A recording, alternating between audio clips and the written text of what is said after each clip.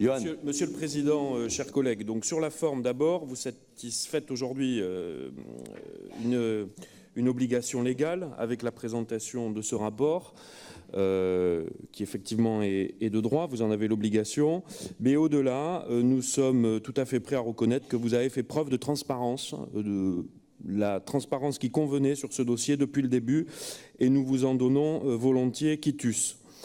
En revanche, il y a un point, et cela a été relevé notamment par Yves Damécourt, sur lequel vous jetez un voile pudique, c'est la question des responsabilités, et y compris dans la rédaction même de ce document, où il s'agit de ne pas parler des anciennes régions, et donc de leurs anciennes responsables.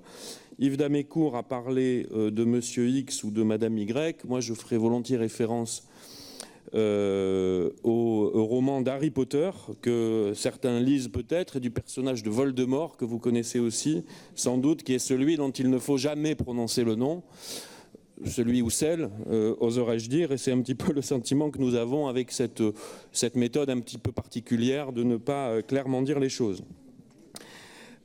Sur le fond, vous détaillez à la fois les réponses sur le plan technique et les réponses sur le plan organisationnel que vous avez apportées. Les réponses techniques nous amènent à vous délivrer là aussi un large satisfecit. Vous avez fait ce qu'il fallait pour rétablir la situation. Je prendrai seulement l'exemple de la défaisance des empreintes toxiques.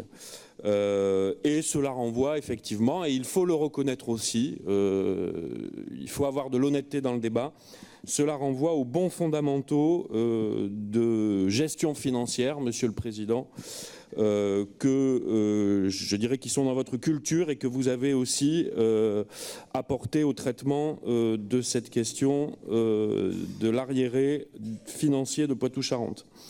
Sur le plan organisationnel, l'organisation des services et notamment du service des finances vous incombe, donc nous n'aurons pas de remarques particulières.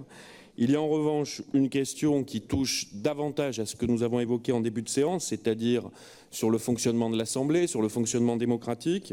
On a eu une grande avancée à nos yeux avec la présidence de la Commission des finances exercée par un élu de l'opposition. Et la Commission des finances est probablement aujourd'hui la commission qui fonctionne le mieux, celle où il y a le plus de grains à moudre, entre guillemets, dans le travail des élus. Mais on peut encore s'améliorer et notamment, nous reviendrons tout à l'heure sur un certain nombre de critiques que nous avons faites, sur les conditions de préparation du débat budgétaire. Et on doit encore s'améliorer là-dessus. Dernier point sur les suites judiciaires. Moi, je crois, Stéphane Delpera, qu'on aurait bien tort de balayer d'un revers de main ce sujet. Je n'ai pas entendu personnellement de mise en cause de la magistrature dans les propos de nos collègues. Je crois qu'il y a beaucoup plus la question de la responsabilité politique à retenir. On connaît tous des exemples d'élus locaux mis en cause dans leur responsabilité d'élus, parfois pour de tout petits sujets. Et il est quand même incompréhensible pour beaucoup de citoyens que le fait d'avoir, passez-moi l'expression, planté financièrement une région reste sans suite. Merci.